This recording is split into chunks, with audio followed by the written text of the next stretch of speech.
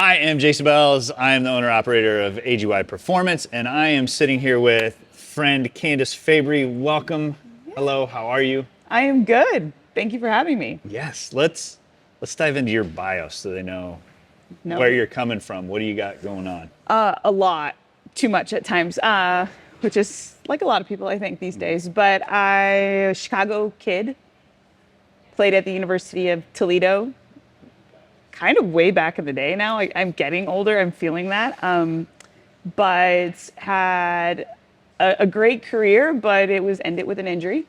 So they found a fracture in my back, and so that ended, or knew my playing days were limited, and we were gonna have to look at something else. And coaching had been something I had done as a kid. So instead of babysitting, I would put flyers to run individual coaching lessons in people's mailboxes. So I would run them in my front yard. That's amazing. So I was like, no, I don't want to babysit your kids. I'll just teach them soccer. Yeah. So that was kind of my deal, is that opportunity. But then since then, got out of college, and coaching has been something I'm doing, whether it's my full-time job, a part-time job, or just trying to help out where I can. So have done the littlest 3-4-year-old soccer clinics, which is literally a blast. It is one of the most fun things to do, all the way up into the professional amateur, working with the KC Courage the last few summers along with you. And right now, as the head coach at Ottawa University outside of Kansas City, and then working on the performance mental side of the game. How can we be better performers in the best of moments, in the hardest of moments, and everything in between? How can we make sure our mental game's sharp? And so working with athletes, working with coaches, individually, collectively, is kind of that space I've been sitting in a little bit for the last few years, and working to find a bit more time in my schedule to do that more specifically, because I think it's such a need. And honestly, in my planning for sessions and game plans, everything, there's always a mental component. If I don't think about the mental component, where my athletes are, where I'm at, I'm missing a huge piece of what could be happening in the next couple hours. So for me, it's always something that came pretty naturally, but I'm understanding how significant it is to me, and also how important it is to others. So yeah. I love it. And so knowing you left out two things. Okay. Fearless and capable. Yes. Right? Yes, yeah. There's a lot I do. So Fearless and Capable, really at the end of the day, is a coaching and mentoring program. It's female-led. So myself, along with an amazing network of women that I feel fortunate to call friends, peers, colleagues in a lot of different spaces, doing a lot of different job titles and descriptions, is something I have the opportunity to connect people to, and particularly women wanting to work in the space of soccer, sports in general. That network's pretty big. So I help to try to foster what they ideally want, and kind of break it into their self. Who do they want to be? Yeah. Their life. What do they want to surround themselves with in relationships and hobbies? And then that career field. Where is maybe the income going to come from? Where's that filling of the bucket coming from when it comes to some pursuits they want to have? So try to break that up and be supportive in all three spaces. Use my network, use the opportunities that I know about, and some of the skill sets that I've developed and understood, to try to give them tools to be successful. So yeah, that is another thing I do. Yeah. And the mental performance comes into that, for sure. Yeah. And then U.S. Soccer educator. Yeah. So try to help coaching. So U.S. Soccer, I've been now an educator for coaching courses since 2019. Had the great fortune of running coed courses, but specifically, I really enjoy the all-female coach experiences that we get to give. So working through, those are supplied through U.S. Soccer, but it also gives me a great opportunity to kind of understand what our federation's looking for, and be an impact player in that, particularly that entry-level kind of role for coaches when they're just trying to figure out, like, how do I get good at this? How do I become a coach that's impactful? So yeah, that part's really, really fun. I really, really enjoy that part too. But it's something that I hope year in and year out, the coaching experience here in Kansas City, I get to have some part, particularly with the females, and helping them see it and then network out, because that's my most favorite part, is saying, bye-bye, here's a diploma, you graduated from the course, but here's a network of other female coaches to know and get to know, call, understand the situations you may be in and maybe where there's alignment or support you can give each other. So, Yeah, I love it. So we had coffee last week, Yeah. and you brought up the new exciting is the area we want to focus on. I think. But I want to let the world know that Yeah. this is where Candice is heading, This because is- I love it. I love the idea of it. So mental performance coaching, focused on athletes and coaches primarily. And as I said, this has been woven in pretty much everything I've been doing. And there was a bit of this epiphany that this is actually where I spend a lot of my time. And I feel like I have good ideas that have worked. They're not just theory, they're practical. Yeah. And have taken a lot of athletes in, not just the pursuit of, being excellent and good and getting to the next level, but it's overcoming injury. It's being a part of difficult situations. It's creating self-advocacy, understanding what your needs are. And I am excited to kind of put myself more into that space more intentionally, rather than just kind of floating and going, yeah, I can kind of do that. Like it for me is an enjoyable component when I really think about that holistic athlete. And this part that I get excited about is trying to get that mental switch. And people ask, what's your favorite part of coaching? For me, it's the aha moment they have. I love witnessing the aha moment when it just clicks. And for me, that can happen in my space more with the ball, but it's an idea or something they've been intentional about. And when that happens and you see the enjoyment, the relaxed shoulders and that excitement, you're like, there's nothing better. Yeah. Yeah, nothing better. It. So at Ottawa, what have you added from kind of the mental side that you think has made the biggest impact, or what the girls have said, that has been amazing? I love that. For me, if you're going to be someone who says I focus on the mental health of the people I work with, I'm in charge of, I influence, I guide, you got to walk the walk and talk the talk. I mean, so you really, for me, have to look at person first. And, when they walk into preseason, the first thing out of my mouth, second thing, welcome. I'm glad you're here. And then the second part is you're a person first.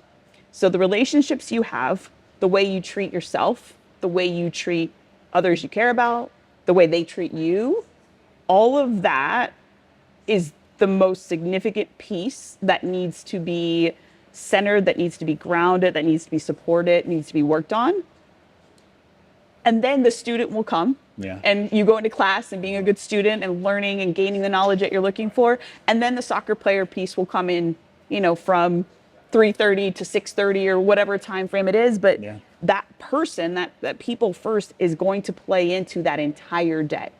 So, that is something that I say, but then I do. So we do, readiness check-ins. Every day they get an opportunity to share where they're at with me in the most simple ways. But it's a way that they know it's not a judgment. It's their way of giving me information. And they can give as much in-depth knowledge about what's going on versus not. And that's just a simple scoring before training. Coach up a 1. Do you have an app, or you do that online? Do they send you do it an email, online. text? It's in their scheduled calendar. So they just go to that practice and it's a link. They just go in and submit their score 1 to 5. 1 going, I am not ready.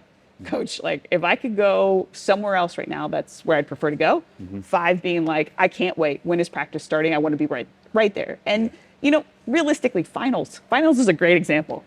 I'm getting a lot of 2s and 3s during finals, right? Sure. Finals week is going to have stress. It's going to have potentially some sleeping pattern changes, those things that are going to make them feel a little less prepared to go into the training session. So, that information gives me ideas. It gives me patterns that particularly student athletes, I think we need to be attentive to. But they're also people. And so giving them these tools to give information, but it's less about me getting the information. I honestly hope at the end of the day, and that's been something that has come, is their self-awareness. So, some have said, I put in a 2, I got into warm up and I feel 4 or 5 right now. It's good to feel safe here. It's good to be included here. So those things can change the score. But I also think it's important that they start becoming aware of how they're feeling. What is their routine for preparing for training? And that's something that we work on a lot too, for individualized, patterns and processes. It's not the same for you as it is for me to get ourselves mentally ready to go be physically active and demanding. I mean, the environment is demanding. The sport demands certain things of you. And if we're not preparing our mind as much as we're preparing our body, we're going to falter at some point. Something is going to obviously happen. The game is never perfect. And so how are we helping, again, when things are challenging, but then also when things are really good, right? We've seen the games where you feel like there's nothing that can go wrong. It's all going well, and then it all just goes down fast. And so how do we, have that emotional regulation? So that self-awareness is huge. So those things like that are easy practices all coaches can put in. Yeah. And then, honestly, I give my team 2 mental health days a season. And I love that. No questions asked. No questions asked. Besides, I should say, no questions besides, are you okay? Yeah. And is there anything I can do to support you?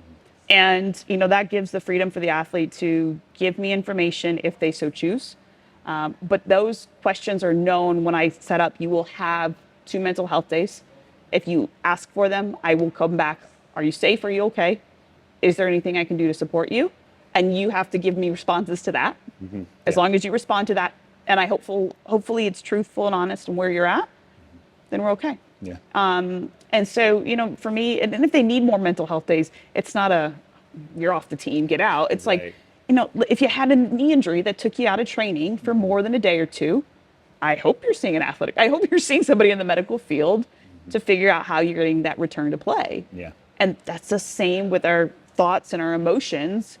And that can come from anywhere. It could be happening in the field, but it could also come from home, family, friendships, relationships. And so if we're not attentive to that, I think we're missing a big part. And I have had success with teams with this approach. This is not just to make everybody feel good and sunshine and rainbows every day, but it's also knowing that if I get the best version of them holistically, I actually selfishly get the best soccer player. Yeah, for sure. Which then gives me better results. And so it has produced winning. Yeah. So it's not just a feel good, it's about producing winning. But there's a culture component and stuff that has to go into that. Yeah. But so. I mean, what was it? Maslow's hierarchy of needs, right? Yeah. It's real. You pour into all those buckets and yes, you're going to get a better person, a better athlete because their needs feel met. Well, and I think as you understand, there's not an expiration date, but there's certainly times where our physical bodies don't do as much in this game. And so we may find different ways that sport comes into our life, and whether we find different pursuits or, for me, it physically wasn't going to be possible. So what else did I love? And I loved coaching, but I was coming from an environment that was toxic. I had no self-worth. My confidence was purely based on someone else's opinion. And that's not healthy. And so can we create better skill sets of emotional regulation, of having the ability to gain confidence from the smallest of things, from the smallest wins. But that doesn't mean coaching is all fluff. It's being direct. It's giving good feedback with resources and support. But it's also caring about, are you okay today? Yeah. How are you doing today? And being genuine about that, not just, it's a question that I check off and move on with my day. It's being real about it and taking the time to understand it. And so I think as coaches, as players, and as people, we get better versions and we get better performances when we look holistically at what we're doing. And that's why I have been a huge advocate. I've sent athletes here and coaching staff here to say, go learn from Jason, because you are doing the best in this area of the game. And I really appreciate it. But I know that when they come into this, there's support and safety on the mental side as well. So that makes it easy for me to recommend, because I know they're not coming into something that's going to, despite enhance the physical side, lower the mental side. You're still in the same issue. But if I can send somebody where I know they're going to get all these abilities to grow in, but they're going to be able to enhance that mindset because it's around people that get this kind of people first approach, this recommendation is always easy for me to give to people. So thank you for what you do. I appreciate it. Yeah, thank you. Absolutely. Thank you. Yeah. So I think when we were having coffee, one of the things that got you really excited, the thing that got me really excited, was the idea of not just looking at sport as like the practice time and then the gym performance time, and that's it. You're starting to create more buckets of, mental recovery, mental prep. I want to dive into that. I think tell the world. Tell the world. I mean, in the experiences I've had looking at, honestly, before the athletes actually show up, what are they doing? And it's not about consuming their everyday thoughts. If you look at any pro player, they have a daily routine on match day. Yeah. They know what they're doing match day -1, which isn't, studying game film. Wow, I can't say that word. Game film for, hours on end. Yeah. There's self-care, there's meditation, there's yoga, there's having a certain coffee, whatever it may be. So what I really started to kind of simplify that process into is there's a planning period. We've got to help athletes, people to plan. So, for some people, it's writing it in a binder, a time block. It may be that it's in their phone setting, little tasks or habits they're going to do. What's the plan? But the plan ties into the why. So we got to kind of understand that why. And then now we can start to make plans. And that plan will be, how am I going to prepare? Giving yourself, is it a certain playlist? Is it certain movements? Is it certain self-affirmations, a breathing routine? There's lots of different skill sets we can go to. So that plan is going to look at, how are we going to prepare? Then we have the perform. So plan, prepare, then we perform. And that's a whole lot of reflection in action. And not necessarily on action. So you are in action trying to reflect and go again. And it can be short little bursts, especially in a performance environment, competition, match day. But I also think in training, we can have that ability to add that stressor, to add those obstacles, that they practice that resilience. They practice these techniques that they're preparing for in their warm up or in their pregame. So then you perform, but you got to recover. And I think we've done everyone's got to cool down. And I'm like, cooling down is necessary, but it's not just this thing. It's this, and it's the heart. It's how you're feeling. It kills me when I see a water bottle thrown at the end of the game. You're kind of like, well, okay, you're mad, but what are you mad about? And how are you going to come down from that? So we talk a lot about recovering body and mind and emotions so that we can actually get to that final step, which is reflecting. Reflection needs to happen after we kind of let everything come down and we get back to more of a grounded, calm state, because the reflection can be more intentional, more purposeful, and honestly more effective. And I think too many times we kind of sit after we perform in this recovery reflection that we don't know what we want to take away or how we're going to take it away. And either we're really excited, and when it goes really well, we're like, all of that it was fantastic. Let's just do that again. Just do that again. You're like, but what about that is good to take us into the next step? So that's really where, with athletes, thinking about what are they planning turns into and connects to their why.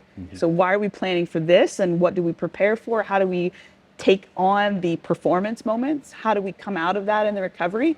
And then how do we reflect effectively, really? Because reflection is time. And let's be honest, we all are hoping for more time, right? And we're looking for it. So how can we give ways that it can be a 1 minute, 2 minute reflection, but it really has intent and purpose to go back into that why that then comes back into the planning. So do we need to reevaluate things? Did that not work? And why didn't it work for you? And that's okay.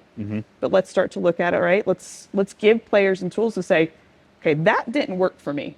These are my needs. These are things I see within myself. And then we go back to the drawing board and go, okay, well, let's try this tool.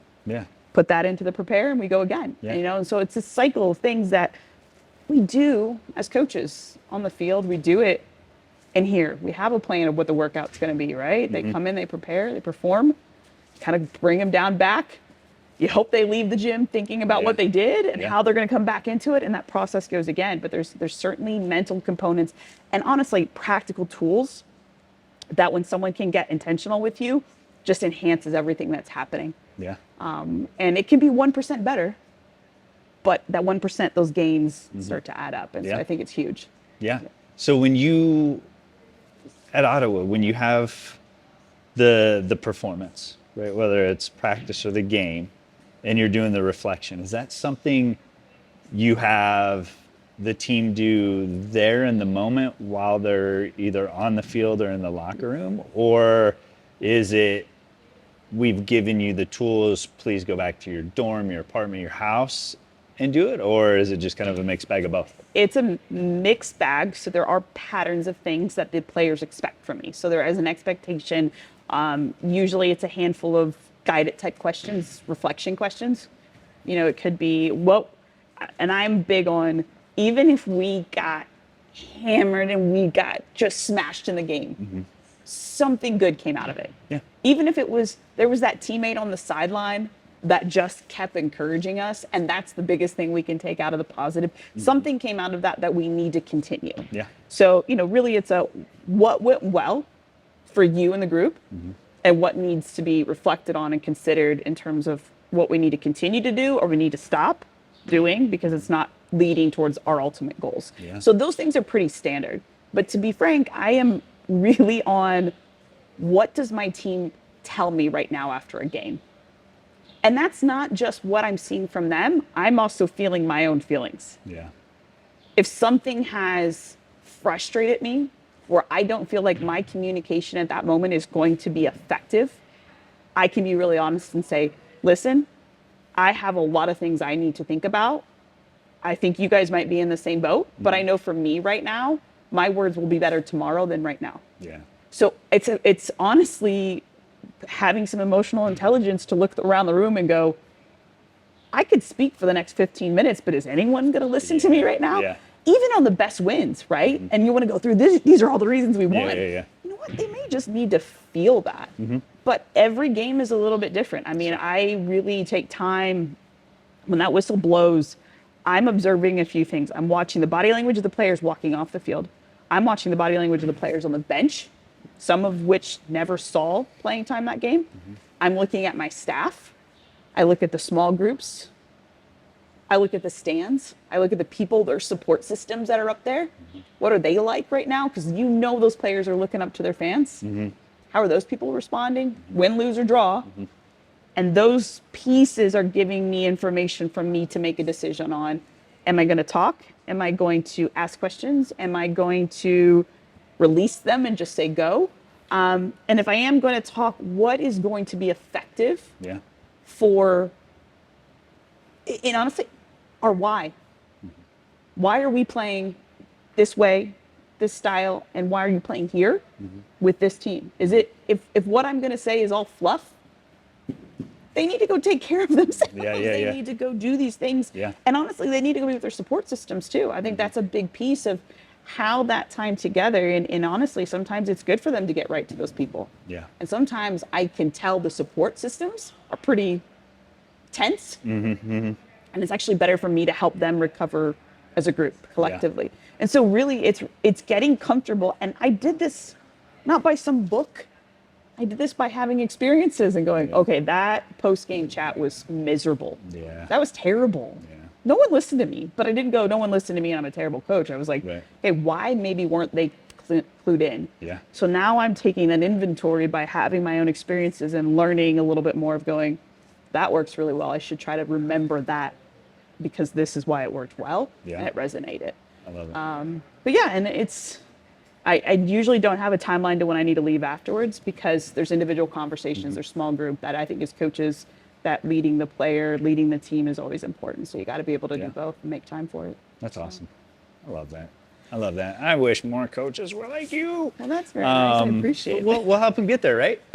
That's the plan. I think there's a lot to come out of this space and being intentional. And it doesn't have to be for hours a day, but it's just like the skill sets you're working on in your sport, in here in AGY, it's a complement to all of that. It's having that intent, that intention, that purpose, because let's be honest, what we're thinking and what we're feeling can sometimes be the hardest thing to tell others what's going on. But maybe we can we're showing others and we don't know how to explain it, or, you know, others are seeing it in us and we don't know how to get out of that rut. You know, it's really a big part. And as coaches, I think a lot of us will admit we spend a lot of time thinking about it. We spend a lot of time talking about it, but how much are we actually working on skill sets to make it better? And remembering it's not a one size fits all. Just like every athlete looks different, physically shows up different. Their mental, emotional, you know, skill sets and energy levels are going to be different every day. I'm not at 100% every day. Are you at 100% every day? Never. No, certainly not every day. Certainly not every day. That's where I think, you know, learning to kind of have that self-awareness is like, even to my coaching staff, I'm like, I'm about an 80 today. I'm going to need one of you to pick up the 20. Because I know one day they're going to show up as 80 and I need to show that ability to go, yep, I got your 20. And I think that's a part that when you get a group who's confident in who they are and what's going on and what the end goal is trying to be, that ultimate outcome, we can be a lot more vulnerable, but with intention and purpose to be our best selves today and whatever we got. But then that teammate component of going, I got you, is really important. And when you look at individualized sports, it's the same deal. You know, even if it's, I've got 80 today, as a coach or as a teammate, you may need to elevate that support a little bit more because that's what that athlete needs. But if they can give that information to you, and then we can work on not being 80 tomorrow, maybe you're 81 or 82 the next day, because you've got skill sets to start trying to get yourself into that maximum performance, because that's the goal. That's what they want. And so, but that clarity, that intention, and that purpose is what makes elite athletes elite. And it's because they look at all the areas of their game, which includes what's going on in here and here. And that's, I think, the perfect segue to, you know, really why we're here, is, like you said, we do a pretty good job of being emotionally intelligent here and understanding that it's a person in front of us first, the athlete's second. But I'm fully aware of where my cap is, right? Which is why, you know, like why we have Allison, the physical therapist here. Like, do we know a lot? Can we help a lot of injuries without, you know, we're not going to diagnose, but we do a pretty good job. But Allison is like next level. Right? So why not have Allison in here to take injury prevention or return to sport from our performance side to the next level? Right? And so where I see, you know, are we emotionally intelligent? Are we helping athletes understand where they're at when they walk in? Hey, like, you look really tired today. What's going on? Do we need to have a day where you're not doing the high intensity performance? Maybe we just lift and get the heck out of here.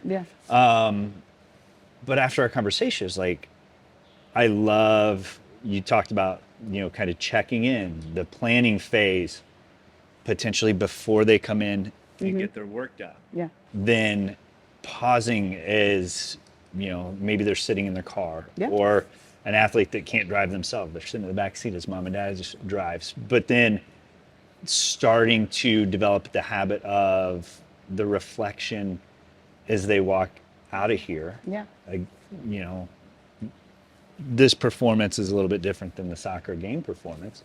But I think there's similarities for sure. Right. But if we start to have that habit of like, before I do a thing, I'm intentional about it. And then after I'm done, I seek out the positives. What felt great, what, you know, maybe didn't feel great, what felt kind of, I wasn't happy with that today. And you had talked about some guided meditations. In a way. I want to dive in. So I'm excited. There's going to be a 3-part system. So it will be an approximate 5 minutes guided reflection meditation. It's really about grounding yourself into what you're about to go do. And let's be frank, you know, we're all going from one thing to the other. I'm trying to, you know, before I even came in here to talk with Jason, I'm like, okay, what am I talking to Jason about? I need to be present to what I'm going to talk to Jason about. I have things to do in my rest of my day, but right now I need to be here. And so, that grounding, so those can come in, and it'll come in a few different ways, some breathing exercises, we're not, this isn't therapy. It's really about performing with the mental state and the emotional state to go in to put your max effort in. So a lot of those breathing exercises are about kind of getting that calm, that focus in. A little bit of affirmation work, not the, people struggle with affirmations, and I'm not going to lie, I do too. Everyone has different approaches to it. So hopefully finding some ways that it's a mental self-talk that is about going in ready to do what you are capable of that day, and then ramping it up just a little bit. Can we tweak it just to get at that 1%? It's a really, performance is about increasing that abilities, and we want to have that, and that's where fearless and capable comes from. Can we have a mindset to be a little nervous, a little bit timid, maybe even scared, but keep going, and understanding where our capabilities are now and where our performance gaps are. So that 5-minute meditation will be guided, something you can listen to on your way in, just like you said, in the car. It's not a closed eye meditation, so you can drive and listen to this. And then, the thought process of getting yourself to walk in this door, walk onto the turf, hit away, whatever is the next step for you, in a way where you're like, here's where I am today, and here's where I am right now, and I'm ready to attack what I'm going to be asked to do, and the demands of it. And then on the flip side, at the end, approximately 5 minutes of a recovery. So as I said, recovery is not about our reflection yet, per se. We're going to get a little bit more calm in our body, because your body goes through a lot of intensive demands in these types of spaces. It does in a match day, it does in a training, just like it does here. So this time is really about recovering the mind, the body, the check-in. And so we'll do a little bit of like tension relaxation work. Again, you could do it driving. It's not a closed eye. Everything needs to be calm and quiet around you. It's actually a good skill to practice mindfulness while there's chaos around you. That's something we work towards. We don't start there. But getting that part, so that the third part of what I'll include is this reflection, which is, and again, another 5 minutes. So 1% of your day in that 24 hours is just under 15 minutes. It's 14 minutes and about 24 seconds of your day. So about 15 minutes of mindfulness. So that 5-minute reflection will be, that final piece is a bit of, what do I maybe need to start doing that I haven't done yet? What is going well and I need to continue to do? And what may I need to consider to stop, alter, because it's not going towards my why. It's not fitting the intention of what I'm wanting. So a little bit of guided reflection that athletes on a daily basis can be listening to go, okay, well, how am I approaching the next day's demands about my performance? And so that easy 3-part, it's 15 minutes, it's 1% of your day, but getting a bit more mindful about what you're trying to do with the demands being asked of you, and not asked of you, but that you hopefully want. Hopefully, you're doing all this stuff because you're trying to achieve something a little bit greater, a little bit more, even just doing something in a way you feel better about currently is also better. That's something we want to achieve. So that'll be something I'm excited to supply to, the AGY community this summer, is giving that 3-part series that it'll be consistent. You'll be able to hear it before in your planning and preparing phase, to your recovery right after, and then your reflection that hopefully happens later in the day. It can happen even before you come in, just making sure there's some time to think about what your intentions are and what you're looking to do next, but also give you credit for what you did today or in the now, because that's a huge part to knowing where you need to go next, is having an awareness of what's happening right now and how you feel. So I'm excited to give that as a little bit of a taste test for the summer, to see how people see the impact in here, because I know it helps. It's proven to work. It's not just theory. It's practical and what helps the performance. So when we set up drills in here for the work, how it's for soccer or for sport, but it's just a drill. A lot of times I like to have the conversation with the athlete about the drill. I'm like, don't do the drill. The drill it has no relation to your sport. But can we think of a game moment in which you are moving this way. Yeah. That way, I want you doing the game moment, not the drill. The drill's stupid. It's irrelevant if you're just doing the drill, right? There's going to be no carryover. Right. So don't do the drill. Do the action, whether it's in a game or practice. Like, be mentally there, right? So how this relates to what I want to ask you is, like, we want to give them this, but it's not just do it and then hope that the unicorn dust settles and we're amazing. Yeah. Like, as the athlete is doing it, or as maybe the parent is encouraging their younger athlete, you know, what should we be looking for? What are kind of some light bulb or aha moments of, I'm on the right path and this is helping now in this, so that when they turn up to school next year, you know, if they're older, they're going to college, or they're getting ready to play, you know, ECNL high school or whatever. But like, what might help them understand that don't just do the drill. The drill's stupid. But if you create this into it, now it's going to carry over. Now you're actually going to feel it. I think some of those bigger, like, check marks to go, oh, this is coming into my performance, is honestly the self-reflection. So when you can have an athlete say, I feel this way, that's a huge piece. Like, or if they go, I'm seeing this. So you give them the opportunities to come into an activity, a drill, a moment, and say, I feel this, or I see this. And maybe it's not about the drill, but if you, to your point, if you add a little bit of visualization, a little bit of imagery, so you're doing the drill because this is the moment I want to see. And maybe that's where, as parents and athletes, it's like before, so, you know, Jason tells you, here's what you're going to do. Like, can you take a second in your brain to see yourself in the moment, do that thing in the game, like actually see it happen, and then go, okay, I want this to go real well. Like, I want that to be better. And so you have that motivation that ties back to the ultimate why is I want to be able to capitalize in this moment. I want to be able to perform at my highest and best ability in that moment. So this is why this activity matters right now. And so can they tell you about that moment? Like, you know what? I miss the goal a lot of times because I get panicked. One of the biggest things I hear, let's just go on the basic scoring goals.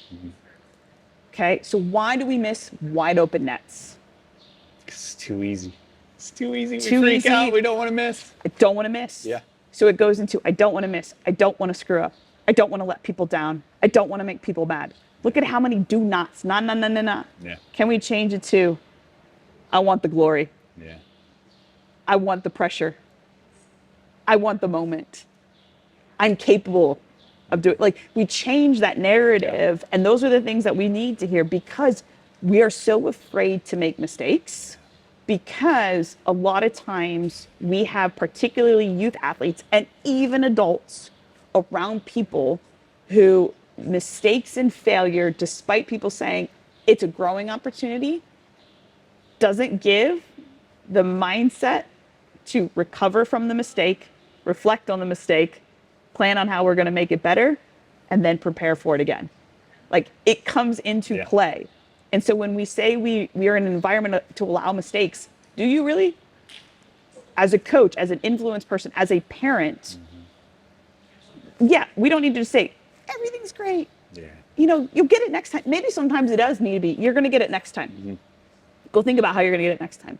So, you know, in a training session with a lot of my players, if they're not getting what I'm asking for, first off, I'm looking at myself going, is my activity even making sense? I know a lot of people that go, it's their fault. I'm like, but you're the one that set it up. So many coaches do that. You set it up. Is it hitting the mark? So self-reflect. Is it what I think it can be to make the moment happen? Insert myself a little bit to see if I can get problem solving going or solutions headed. Step out. And if it isn't, and I do think the players are missing the mark, not putting them on the line and fatiguing them more physically and mentally, literally it's go get a drink of water, go reflect on what's happening, make a plan, prepare, which is usually like, we got this, like, there's that, you know, that, like, we got this. But before that is, hey, we need this to be better, we need that to be better, we need this to be better. And then it's the we got this, the pump up, the prepare, maybe a little jump, a little hop step, little self-talk going on. And then they go back to executing and performing the activity. And that is so much more reflective of life. That is so much more life.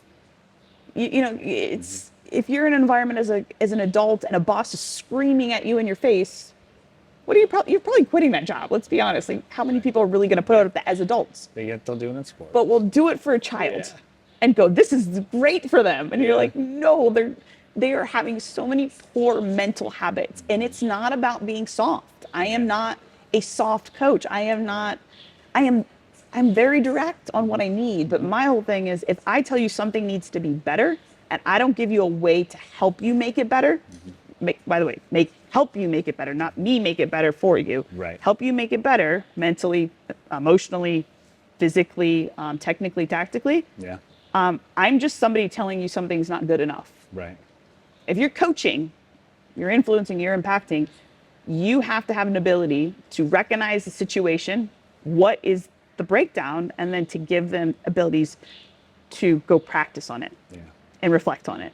And that's where, as parents, when you see the child struggle, what can you recognize in their body language, particularly body language, that is telling you that likely they're going down a road that is taking them towards negative reflection, diminishing self-worth, diminishing self-confidence, versus body language that might say, you know what, that wasn't what I wanted it to be. And maybe you start to hear or see little changes. So one thing that we work with athletes on a lot in my spaces that I'm in is, what's your reset? Yeah. And the reset is not about forgetting everything that happened. Your reset is, I'm going to have another chance. Yeah. I'm going to make another chance happen. So if we go back to the finishing and the scoring opportunity, you miss the wide open net. And if you watch the game that we all watch, you'll see little resets that we all don't know, but it's the habits we see. It's the ponytail, like pull the ponytail thing. It's adjust the shin guards. It's adjust the shorts. It's the whatever, or it's like a little snap, or you'll see them mumble something to themselves. That's their reset to go, I'm going to get another chance at this. And I'm going to be better. I'm going to capitalize on it more, because it's about the belief in themselves. But that comes from so much mental work, along with the technique and the tactics, 100%, and the physical capabilities. But it comes from a mentality to go, give me that ball again, or give me that chance again. I'm going to get it again. And so it's as parents, those are those checklists that we get to go, it's all right. I'll give you an instance. So my daughter got hurt last night at practice, okay? And there were some other things that happened at practice that have nothing within her control. So the night before last night's practice, she's unsure of getting an opportunity to go train in a different space. So we listed, what can you control about your experience, what you can't you control. So she's, mom, whatever. But she writes it, throws the paper at me, and walks away. So we go into, she's going down, dropping her off at her practice, and she's like, I'm going to control what I can. And I was like, okay, I did it. But nothing, I was, whatever, gets out of the car. So she has this injury, and a lot of other things are happening, and she's trying to process this. So this morning on the way to school, I was like, well, how are you feeling today? She's like, well, the leg hurts a little bit. And I go, well, we're going to get that checked out tonight. And she goes, you know what? Today, honestly, I'm just going to focus on how I feel and not all the other things that happened last night. Like, that's what I can, that's worth my energy. And I was like, awesome. I go, that's fantastic, because that's what you can control, and that's what you can have time to manage today.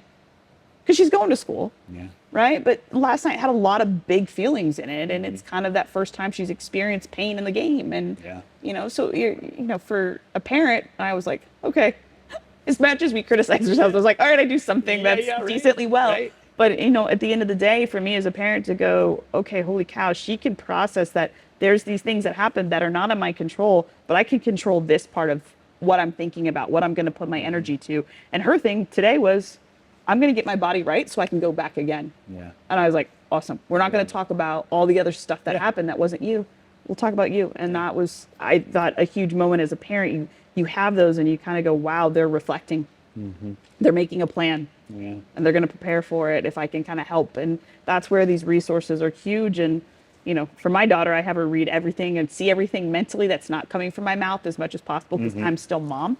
I'm still mom. But it's really important that the role model she gets in her life, mimic that. And I think as adults, this is actually super helpful as well. And I would say the last thing of like coaches, like come talk to me. Yeah. Because I have to go through all of these things when I can never cross that white line and say, referee, hold on, I would really like to show them this moment right now.